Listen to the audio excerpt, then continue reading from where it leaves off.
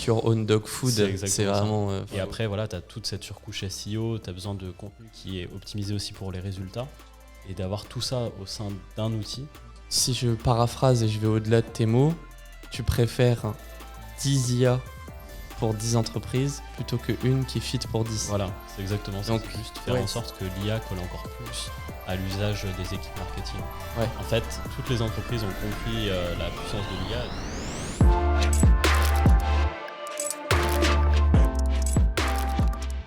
Bonjour à tous, aujourd'hui sur Almost Human, on se retrouve pour parler d'IA et plus particulièrement de SEO, de rédaction avec Mark Copy, qui est une boîte qui permet de faire de la rédaction assistée par IA. Et aujourd'hui, je suis ravi d'accueillir leur CEO qui s'appelle Selim. Bonjour Selim, comment tu vas ? Bonjour, ça va très bien. Merci de m'accueillir dans le podcast. Avec plaisir. Je te laisse raconter ce que c'est Mark Copy parce que je pense que moi je ne suis qu'utilisateur. Écoute, Mark Copy, c'est une solution d'IA qui permet aux entreprises de générer du contenu. Et nous, la différence avec tous les autres outils d'IA, c'est qu'on va te proposer du contenu qui est personnalisé. Déjà pour le lecteur, donc vraiment personnalisé avec un très bon style d'écriture, une très bonne qualité. Et ensuite optimisé aussi pour les résultats. Et donc cette combinaison des deux, ça fait Mark Copy en fait. Ok.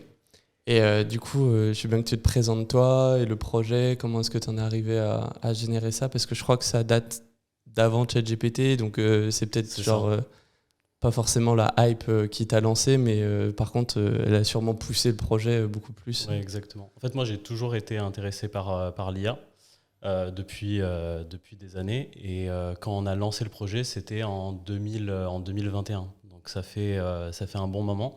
Et on a vu en fait toutes les évolutions de l'IA, donc de GPT-3 à GPT-3.5 et là maintenant à GPT-4. On a vraiment vu toute la timeline, mais on s'est vraiment lancé avant, donc en 2021. Okay. Et voilà, ça a été incroyable de voir toute l'évolution sur la qualité des textes, parce que il y a quelques années, ça n'avait rien à voir, quoi. Là, aujourd'hui, la qualité, les textes sont beaucoup plus pertinents. L'IA comprend beaucoup mieux les styles d'écriture, donc de voir cette évolution, ça a été incroyable. Nous, on l'a vu, ça a été fou de voir le avant et après ChatGPT, quoi. Trop cool. Et du coup, ce que c'est la raison pour laquelle je t'invite, c'est de comprendre ce que ça fait d'avoir un projet et d'avoir la vague qui vient pousser. Oui. Comment c'était ? Peut-être que je dis des bêtises, mais peut-être que tu as eu des propositions d'investissement beaucoup plus colossales du jour au lendemain, peut-être que tu as eu des vagues d'utilisateurs, peut-être que tu as dû recruter en masse, ce genre de problématiques qui sont arrivées avec l'IA, au-delà des compétences techniques qui ont forcément, des résultats techniques qui ont explosé. Comment t'as géré ça ? C'était quoi votre projet, genre à la base, le pitch en 2021 ? Et j'imagine qu'il a peut-être évolué aussi. Oui, il a beaucoup évolué. Nous, au début, on s'adressait surtout aux freelances au début. Et après, on a vraiment switché après ChatGPT aux entreprises. Et aux entreprises même en Europe, tu vois, parce qu'il y a beaucoup d'outils d'IA qui sont concentrés sur l'anglais, sur des entreprises, c'est des entreprises américaines souvent, qui ne sont pas compliant RGPD, enfin tu vois, il y a plein de sujets comme ça de sécurité de données. Et nous, on est en France, donc du coup, tous nos serveurs sont en France, et ça fait que voilà, on est beaucoup plus pertinent sur du contenu en français, du coup. Et de voir, en fait, nous, pour t'expliquer un peu comment ça s'est passé, ChatGPT, on était dans un bureau, on a fait un meet-up, et la matinée où c'est sorti, on commençait à l'essayer à fond, tu vois, parce qu'on savait que ça allait tout changer. On voyait la différence avec GPT-3, donc en fait, on se disait, quel va être l'impact pour les entreprises. On savait qu'il allait avoir un truc, tu vois. Donc on a vraiment passé toute la matinée.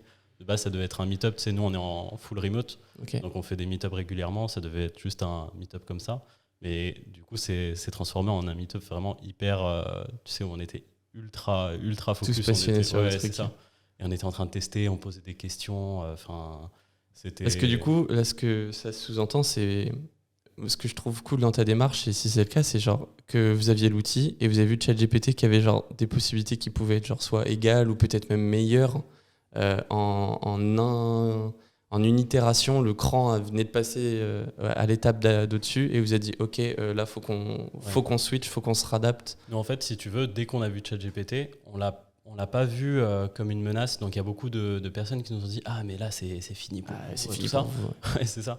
Mais en fait, nous on l'a vu comme ok, voici tous les use cases qu'on peut utiliser pour les entreprises, pour les équipes marketing, tu vois, des use cases concrets. Et pour nos utilisateurs, en fait, c'est juste du contenu plus pertinent, des réponses aux instructions qui sont beaucoup plus précises. Donc en fait, nous on voyait l'applicatif pour les entreprises et ça nous a juste propulsé. Alors en tant qu'utilisateur, je comprends parce que j'ai la plateforme en tête, etc. Mais peut-être que tu peux reprendre ce qu'il y a comme possibilité avec Marcopy. Je pense au modèle AIDA, ce genre de choses, voilà, des modèles d'écriture. Donc c'est vraiment du rédactionnel. C'est ça, en fait, ça fonctionne très simplement. On sélectionne le contenu qu'on veut créer. Donc un des articles, par exemple, un cas concret, un article de blog. Et ensuite, tu vas donner un mot-clé. Tu vois, tu commences toujours par un mot-clé. L'IA va te faire ensuite un brief complet. Donc en fait, elle va te proposer une idée de titre. Elle va te proposer plusieurs idées de titre d'ailleurs, mais qui sont copyrightées différemment. Ensuite, elle va te proposer un sommaire avec tous les H2, tous les H3. Et donc finalement, tu vas avoir ton brief, tu vas avoir le sommaire de ton article. Avec une vision SEO quand même en tête, c'est ça, voilà, vraiment. C'est ça, vraiment. Ouais, exactement. Vraiment, l'avantage, c'est que le brief est déjà optimisé avec les bons mots-clés.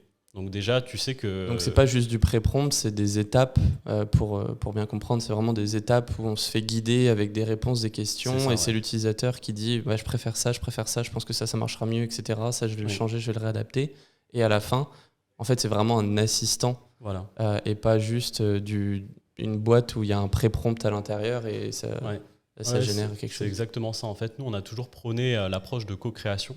Donc l'IA va te proposer un brief qui est hyper qualitatif, mais après, et dans ton style d'écriture, tu vois, optimiser SEO. Mais après, c'est hyper important que l'humain, la team marketing, réfléchisse à la stratégie du contenu derrière et se dise, OK, peut-être que cette partie-là, on va la retirer. Celle-là, on va ajouter une petite partie qui fait la promotion de tel produit. Donc à la fin, tu as un brief encore plus détaillé avec la productivité de la machine qui enlève, tu vois, déjà, tu as une première draft en 2 minutes. Ouais. Et ensuite, l'intelligence de l'équipe marketing et les deux combinés, tu vois, c'est une productivité incroyable. Ok. Du coup, si on prend cet exemple d'article SEO, quand on clique sur article, en fait, à l'intérieur, il y a déjà le pré-entraînement de tous les autres articles. C'est pas juste la clé API de ChatGPT avec un pré-prompt et on a le résultat de ChatGPT sur Marcopy, en fait. Ouais, c'est exactement ça. En fait, ce qu'il faut voir, c'est que tu prends une entreprise, tu vas déjà avoir, tu as la donnée de l'entreprise, donc ses articles de blog, son style d'écriture, tu as vraiment toutes les infos. Tu vois, en fait, ça permet vraiment de uniformiser la qualité d'écriture sur tous les canaux. Là, je t'ai parlé d'articles de blog, mais tu as aussi les réseaux sociaux. Et c'est un vrai problème, tu vois, parce que des fois, tu vas écrire, je sais pas, sur Instagram, tu écris d'une façon, sur l'article de blog, tu écris d'une autre façon. Et ensuite, tu as plusieurs étapes. Donc, nous, il y a la surcouche SEO qu'on a mis en place, qui va optimiser ton article. Il y a et bien sûr, c'est entraîné pour créer un article de blog qui n'est pas générique, tu vois. Oui. Quand tu vas faire un article, tu peux mettre un prompt, massif sur ChatGPT, tu vas avoir souvent énormément d'étapes. Et nous, on voulait le faire ultra simplement, en fait. Okay. Ouais. Ça marche. Trop cool. Du coup, je pense que c'est plus clair pour tous ceux qui connaissaient peut-être pas Marcopy, ce que ça permet de faire. Et ce que moi, j'ai apprécié à l'utilisation, c'est par exemple spécifiquement pour les posts LinkedIn. Ouais. Je trouve que ça a bien réussi à reprendre ce que moi j'aurais écrit, ma manière de choisir les hooks. Alors, c'est peut-être un abus d'utilisateur, je ne sais pas si c'est le cas, mais j'ai l'impression que les hooks sont de mieux en mieux spécifiques, enfin de plus en plus spécifiques à ma consommation, à mon utilisation. À force de l'utiliser, donc on n'a pas, ce qui n'est pas forcément le cas avec ChatGPT, c'est à chaque fois qu'on refait un prompt, on n'a pas d'historique. Là, on a l'impression d'investir du temps dans quelque chose qui va être rentabilisé à terme. Peut-être que les premières utilisations de Marcopy ne sont pas les meilleures, mais peut-être que la 100e, elle le sera bien plus. Ouais, et ce concept-là, on veut le pousser au maximum. Donc là, on est en train de travailler actuellement sur la mémoire de l'IA. En fait, c'est un peu, tu vois, sur ChatGPT, tu as toujours besoin de remettre ton prompt, de remettre les informations, de remettre le contexte. Et ce que les entreprises nous ont dit, c'est que c'est clairement pas un outil qui est utilisable en production. Outre, tu vois, tous les problèmes de data privacy, de sécurité et confidentialité des données, c'est vraiment un outil qui demande énormément d'étapes, qui est très très bon. Bah oui. Ouais. Et tu as besoin d'un outil qui garde en mémoire déjà de quelle entreprise on parle, du style d'écriture, de voilà, toutes ces informations. Ouais. Qu'est-ce qu'un bon post LinkedIn? C'est pas possible d'avoir un PDF avec genre 8 prompts à copier-coller à la suite pour pouvoir remettre ensuite la dernière requête. Ouais. Alors tu es machin, nous sommes une entreprise de machin, Voilà. de tananana, et ensuite tu peux faire ta requête. Je discutais avec quelqu'un sur un consulting et tout, et il me disait qu'eux, ils avaient un PDF de 3 pages, entre guillemets, l'alternant, le stagiaire ou quelqu'un qui n'a pas forcément les compétences techniques, passait ses journées à remettre les prompts sur ChatGPT pour ensuite pouvoir faire les requêtes. Et j'ai trouvé ça genre hallucinant. Et tout ça parce qu'ils voulaient utiliser ChatGPT, ils ne savaient pas utiliser Make et les outils d'automatisation. Ouais. Donc en fait, il y a vraiment un manque. Enfin, ça fait gagner énormément de temps, mais en même temps, ça crée des tâches à valeur zéro, à valeur ajoutée zéro, c'est ça. Qui ne sont pas forcément appréciables à faire, quoi. Ouais, en fait, nous, tu vois, on a discuté maintenant avec des centaines et des centaines d'entreprises. Et elles ont toutes vu l'opportunité. Elles voient toutes le gap de productivité. Elles ont essayé sur des cas très très précis. Mais le problème, c'est que pour arriver au contenu désiré, au contenu final, bah, souvent, tu as genre 2-3 étapes en fait. Enfin, 2-3 étapes, même plus. Tu vois, tu as un fichier de prompt comme ça. Après, tu vas mettre le prompt. Ensuite, tu vas prendre le résultat et tu vas le remettre dans un autre prompt. Mais là, c'est un autre fichier, tu vois. Enfin, en gros, c'est pas adapté pour une équipe marketing et pour des cas. Ouais, c'est ça. Et si tu veux, nous, ce qu'on nous a dit vraiment, c'est on voit le potentiel, on voit le gap énorme de productivité. On sait que notre équipe peut être genre 10 fois plus productif. Mais le truc, c'est qu'on n'a pas un outil qui rend le truc facile et qui augmente vraiment notre productivité. Ouais, ça c'est un des problèmes de ChatGPT qui est ultra top of funnel, c'est que tout le monde peut venir pour soit sa recette de cuisine comme pour son brief SEO. Et du coup, l'interface doit refléter cette variété d'usages. Ouais. Mais ouais, dans le cas concret professionnel, c'est pas tenable. Là, par exemple, moi j'utilise beaucoup Notion AI, qui est un peu plus tenable parce qu'on peut venir copier-coller des blocs. Je dis une bêtise, mais genre, moi j'ai un bloc avec à l'intérieur les 40 hooks d'accroche que j'aime bien. Ouais. Ce bloc-là, je le mets dans une page. Et ensuite, quand je fais une requête Notion AI, il reprend les infos qui sont dans la page. D'accord. Du coup, il vient rechercher ce truc-là. Mais ça m'oblige à avoir des blocs d'infos prêts. Ouais. Et à chaque fois que je veux faire une requête IA, je crée une nouvelle page Notion, je remets les blocs d'infos que je pense qu'ils vont être utiles, et ensuite je fais ma requête. Et nous, tu vois, ce qu'on pense, là où on se dirige, c'est des IA qui sont complètement personnalisées, qui comprennent ton objectif, ce que tu essaies en train de faire, qui comprennent aussi ton style d'écriture. En fait, tu vois, c'est intéressant parce qu'on fait un article de blog, tu vois, donc quelques étapes. Nous, on veut obfusquer toute cette partie compliquée de prompt. On veut juste laisser l'utilisateur sélectionner... je veux écrire dans un style pro, je veux voici un petit brief de mon article.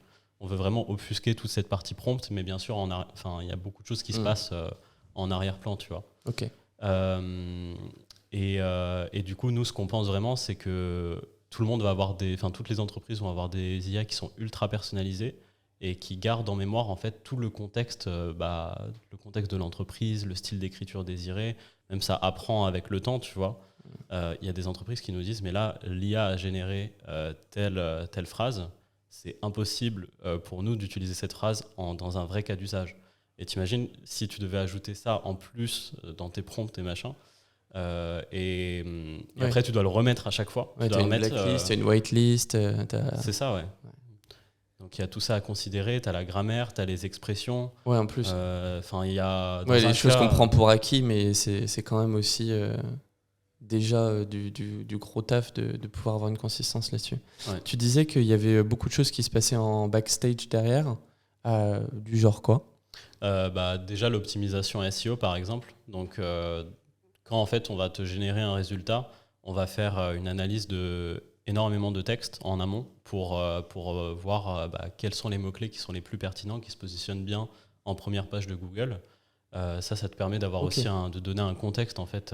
Donc il y a une analyse entre guillemets web. Ouais. Vous allez scraper des données, vous avez je sais pas une requête SEMrush qui part, qui vous rapporte des mots clés. Ça marche un peu comme ça. Alors en fait, tu as les deux. Donc tu as l'analyse de ta page Google avec tous les premiers résultats. Ça permet vraiment à l'IA de comprendre l'intention de recherche et de créer du contenu qui est optimisé pour répondre à l'intention de recherche. Et ensuite tu as la partie SEMrush où là on vient encore enrichir le contenu qui est créé avec des vrais data. Okay, donc d'accord. on va même te proposer des mots-clés plutôt que d'autres. J'ai dit ça au hasard, mais ok. Ouais, on est connecté à SEMrush. En gros, il y a SEMrush qui est inclus directement dans nos plans. Donc en fait, l'IA, elle a les mots qui arrivent direct de SEMrush et elle te fait un truc et toi, tu es sûr d'avoir... Putain, trop cool. Et tu es sûr en fait d'avoir un article qui est déjà qui répond à l'intention de recherche. Ouais. Donc en fait, quand on va te proposer un brief, c'est un brief qui est ultra pertinent parce que tu vois, si tu vas viser un mot-clé particulier, un mot-clé qui est transactionnel, il ne faut pas que l'IA te propose un contenu qui soit informationnel, comment faire 5 étapes. Donc il y a de la catégorisation en plus de... Quand il voit les mots-clés, il arrive à catégoriser s'il faut que ce soit... informationnel ou transactionnel. Exactement. Ouais. Ok, d'accord. Et après, bien sûr, il y a toute la surcouche donc, de la personnalisation à l'échelle de l'entreprise.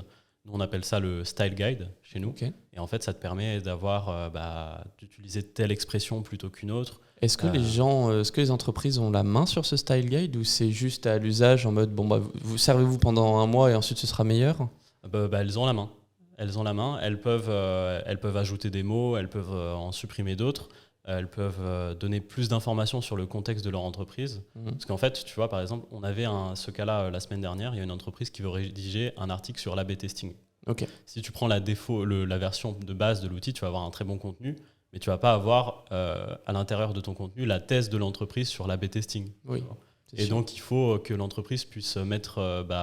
son positionnement. Voilà, son positionnement. Parce que sinon, ça te génère un contenu générique. Et c'est pour ça que nous, on croit vraiment que tu as besoin de contenu vraiment plus personnalisé. Le dernier épisode qu'on a enregistré, c'était avec Véronique, qui est chercheuse en IA pour Nuke et AI, je crois que ça s'appelle. Et ils ont 3 principes en tant que chercheurs dans l'IA. Ils ont fait une IA qui bat les meilleurs joueurs de bridge. Ouais. Ce qui est très complexe parce qu'il y a de l'adversité, il y a de l'amitié avec ton partenaire, etc. Donc voilà, elle expliquait tout ça. Et ils ont 3 concepts et le premier c'est garder l'humain dans la boucle. Ouais. Donc c'est drôle et moi c'est un peu dans ma philosophie aussi et c'est pour ça, c'est aussi comme ça que je choisis les invités qui m'envoient des messages, qui me proposent, c'est de me dire je veux pas du tout des 1000 prompts pour être millionnaire, tu vois. Par contre d'avoir des gens qui disent ok, il faut que je forme mes équipes à cet usage-là pour qu'ils puissent monter en compétences, pour qu'on puisse être plus productif, pour qu'on puisse passer à la semaine de 4 jours grâce à l'IA du jour au lendemain sans perdre de chiffre d'affaires. C'est un peu ce genre de challenge-là. Ouais. Et j'avoue que j'aimerais bien qu'on discute de ça sur la deuxième partie. C'est toi en tant que CEO, t'es fondateur aussi, je crois, du coup, chef d'entreprise, t'as X employés. Comment est-ce que tu arrives à balancer ça? Parce que votre outil, il est super dans l'IA, mais... comment est-ce que vous aussi, vous travaillez avec l'IA? Comment est-ce que vous optimisez tout ça en tant que boîte qui crée mais qui consomme aussi l'IA? Ouais, nous, en fait, on est... tu vois, toute l'équipe, on a une super équipe. Tu vois, moi, je suis cofondateur. Donc j'ai aussi mon cofondateur qui s'appelle Kylian et qui est CTO, qui est incroyable. Et pareil pour toute l'équipe, tu vois. Et en fait, on est toujours en train d'utiliser l'IA partout, de l'essayer. On essaie de faire en sorte, par exemple, que toute notre équipe technique utilise l'IA pour être beaucoup plus performant. Tu vois, maintenant, tu as des exemples avec, par exemple, Copilot, qui te permettent de sélectionner un texte et ensuite d'expliquer le texte, le code, pardon, ou de dire, écris tel code, écris telle fonction pour répondre à tel cas. Donc déjà, tu peux aller beaucoup plus vite. Avec une petite équipe de dev, tu peux aller bien plus vite avec l'IA. Carrément. Parce que tu disais que vous étiez en full remote. Ouais. Donc ça, c'est déjà aussi une permission que vous avez. le fait d'être je veux dire, dans l'IA, dans le digital, etc., vous, de base, c'était genre évident que ce serait du full remote En fait, on a commencé en présentiel. Ouais, On était dans des locaux avec mon cofondateur. Et ensuite, on a passé, tu sais, on a fait de l'hybride. Donc, on a fait un peu de présentiel, un peu de remote. Et, euh, et mon cofondateur devait partir à Taïwan. ok. Donc, on s'est dit, de toute façon, on est obligé de. Et en plus, le remote, tu vois, on l'a testé en hybride, on adorait, on voyait qu'on était beaucoup plus productif avec cette façon de travailler. Et donc, on a décidé de créer toute cette culture-là en remote. D'ailleurs, c'est un sujet qui est passionnant parce qu'il y a tellement de choses à mettre en place. C'est limite, tu es en train de créer une boîte en fait quand tu fais du remote, tu vois. Ouais. Enfin, une boîte à l'intérieur de ta boîte parce que tu as tellement de process. Et créer une culture remote, c'est un challenge c'est un très gros challenge, tu vois. Mais qu'on a très bien Parce que réussi. j'ai eu des échanges du coup avec Lucie pour préparer tout ça. Et je sais plus, Lucie, elle est à l'île Maurice À Maurice, ouais. Maurice, c'est ça. Oui, c'est sur LinkedIn, c'est un peu la vie de rêve, etc. Mais c'est vrai que c'est peut-être aussi un choix des profils. Ça se passe peut-être directement au recrutement, d'avoir vraiment que du match plutôt que d'essayer de faire rentrer des ronds dans des carrés. Quoi. C'est direct au niveau au moment du recrutement en fait. Et du coup, ça fait qu'on recrute beaucoup plus, tu vois, on fait vraiment attention au recrutement parce que tout le monde a travaillé en remote, tu vois. Mais travailler dans une boîte en remote et adhérer à cette façon de travailler, tu vois, tout le monde a envie de travailler en remote en vrai. Ouais. Mais vraiment travailler tous les jours de cette façon-là. Et, de manière investie, etc. C'est ça, ouais. En fait, ce qu'on a remarqué, c'est que les meilleurs profils en remote, c'est ceux qui veulent vraiment bosser comme ça, mais qui ont peut-être qui ont un besoin, tu vois, de travailler en remote. Il y en a qui travaillent chez nous, tu sais, qui testent le remote et qui se rendent compte que peut-être que c'est pas adapté pour eux, peut-être que finalement ils aimaient bien travailler dans un bureau. Et donc voilà, après, comme je t'ai dit, on a tout organisé autour de cette culture-là. Donc on organise des meet-up très régulièrement. Il y a on envoie du matériel ultra quali pour la team. Donc on a aussi, le nombre d'outils qu'on a, c'est inimaginable. Mais tu vois, en fait, nous, non seulement on est en full remote, mais on est aussi en asynchrone. Donc ça veut dire qu'on a différentes time zones.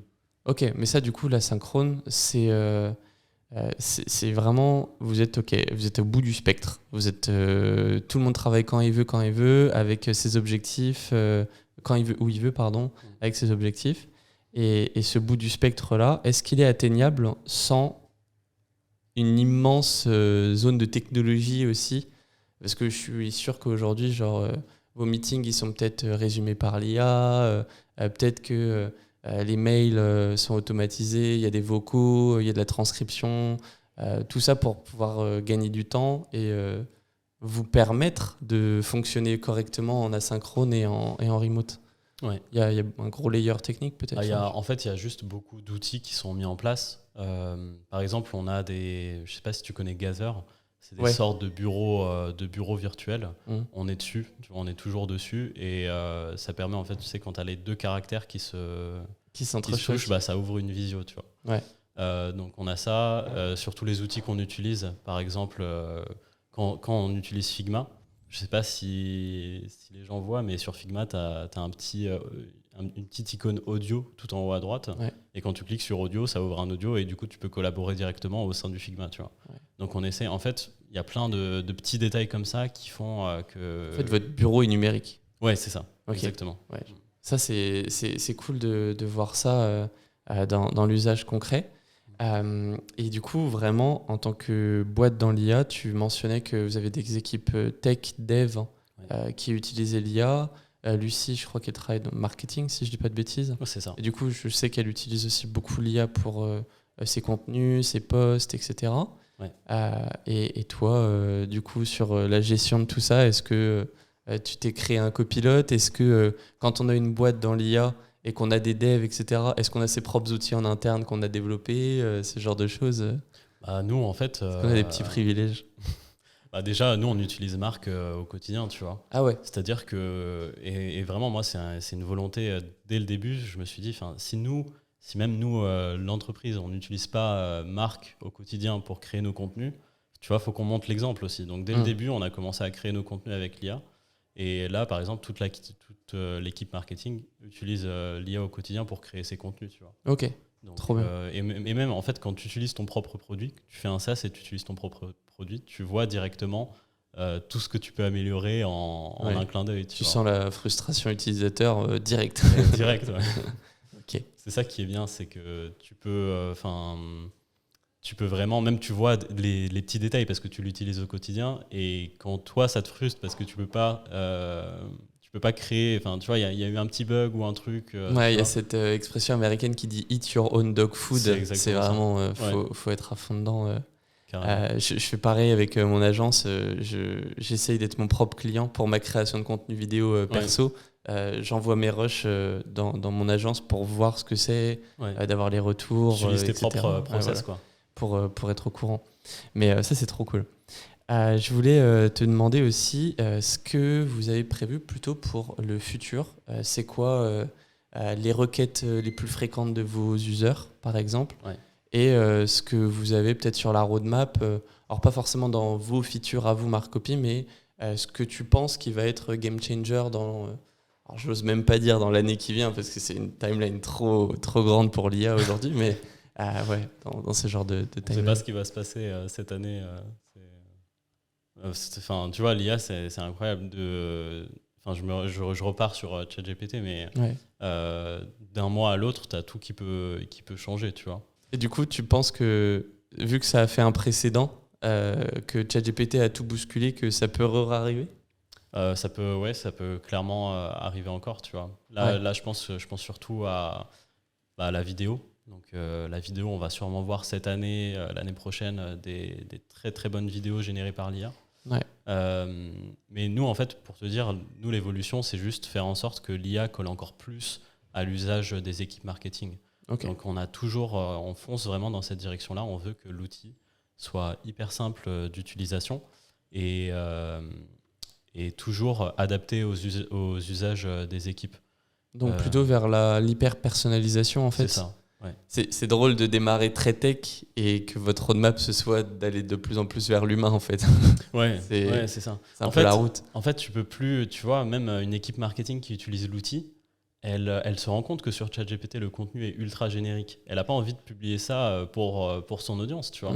Donc, il y a vraiment cette co-création avec l'humain et la machine où la machine c'est juste un outil. Tu vois, c'est juste un outil qui va t'aider à être beaucoup plus rapide, et l'humain reste le guide. Et en fait, la symbiose des deux, c'est là où on voit le plus de productivité et le plus de résultats surtout. Parce que du coup, tu as l'humain qui connaît son audience, qui connaît son entreprise, qui peut guider l'IA. L'IA peut lui donner des idées aussi. Tu sais, elle peut lui donner des idées de phrasés auxquelles elle n'avait pas pensé, des expressions. Et c'est vraiment, nous, on pense vraiment que c'est cette symbiose qui fait la productivité. Mais pour ça, il faut des outils qui soient personnalisés et qui ne te créent pas des contenus qui sont génériques. Tu as besoin d'un peu plus de matière, tu vois. Donc, c'est marrant d'avoir un peu cette dynamique-là. Pour le truc de Bridge, par exemple, dont je te parlais, ce qu'ils ont fait, c'est la première chose.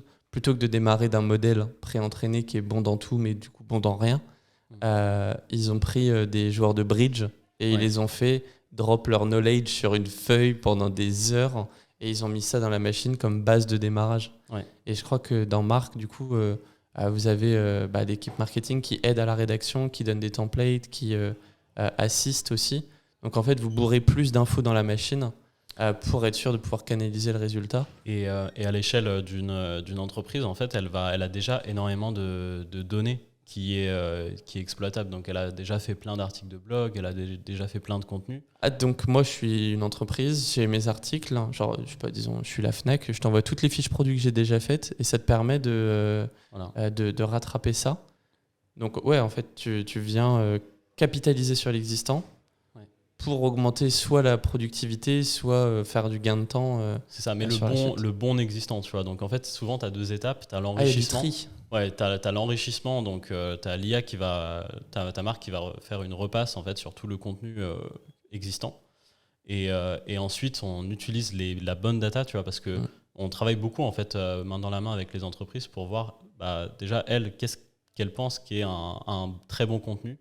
Le style d'écriture, souvent, c'est pas formalisé. Il n'y a pas tu vois, justement, un style guide. C'est jamais, elles ont jamais. Enfin, tu sais, c'est rare d'avoir une entreprise qui s'est vraiment posée et qui a réfléchi à, ok, ici, il faut jamais qu'on utilise de l'aide capitale, par exemple. Ouais. Ou ici, on utilise tout le temps cette expression et jamais cette expression.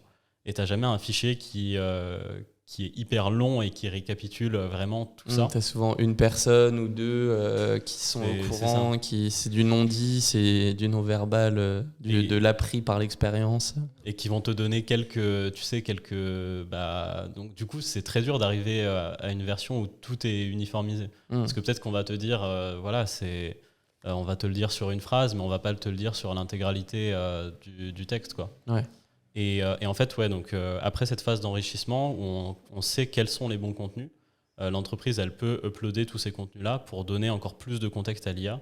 Okay. Voici toutes les fiches produits qu'on a rédigées. Et ça permet en fait d'avoir des modèles qui sont beaucoup plus personnalisés pour l'entreprise. Et là où vraiment, nous, on se démarque, c'est qu'on est concentré sur les autres...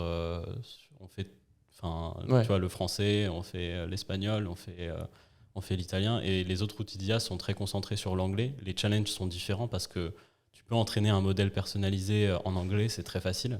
Par contre, entraîner un modèle personnalisé en français, pour une entreprise, là, c'est vraiment un autre challenge. T'as pas autant de data et t'as beaucoup plus de tri à faire. Ouais. Et Et les modèles qui sont disponibles aujourd'hui, ils sont vraiment concentrés que sur l'anglais, en fait. Ouais, aussi.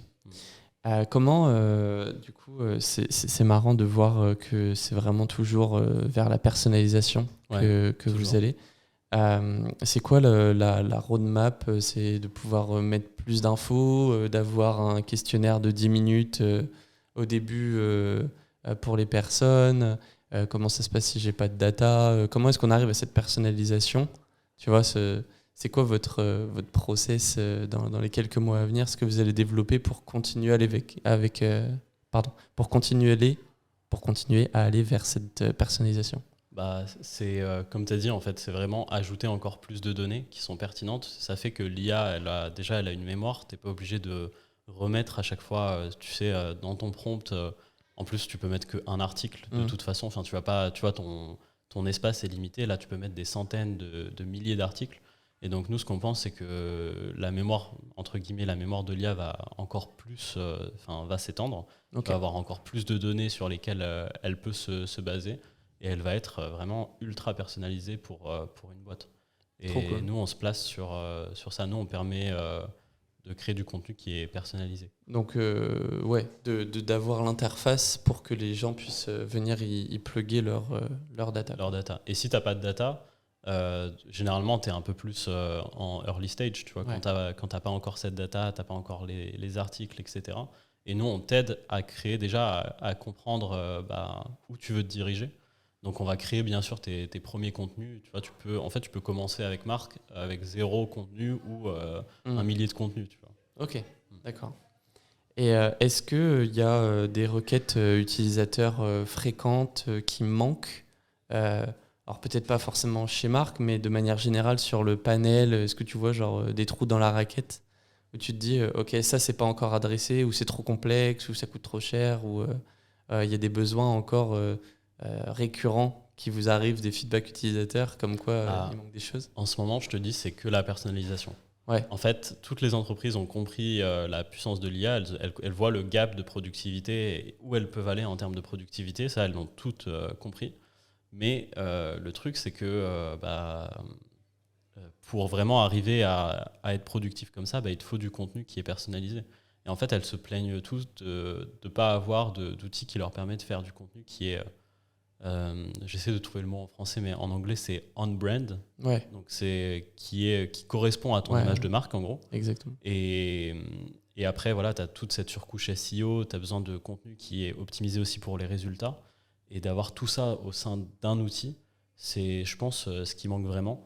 Et voilà, tu vois, l'expérience que tu as eue avec le modèle de Bridge, ça c'est hyper intéressant. Je pense qu'on se dirige encore plus vers là, sur de l'ultra personnalisation, sur des IA qui ont un contexte beaucoup plus important, une mémoire. En fait, je pense que les gens, les entreprises ne veulent plus de générique, en fait, de contenu générique. Si je paraphrase et je vais au-delà de tes mots, tu préfères 10 IA pour 10 entreprises plutôt qu'une qui fit pour 10. Voilà, c'est exactement ça. Donc, ouais, on est dans cette phase où il en fallait une qui fonctionne à tout le monde pour leur faire comprendre.